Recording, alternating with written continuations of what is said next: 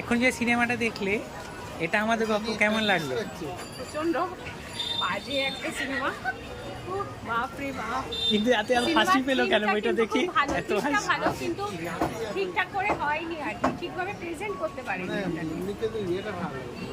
যেটা থিমটা খুবই ভালো, চেষ্টা করেছি করা।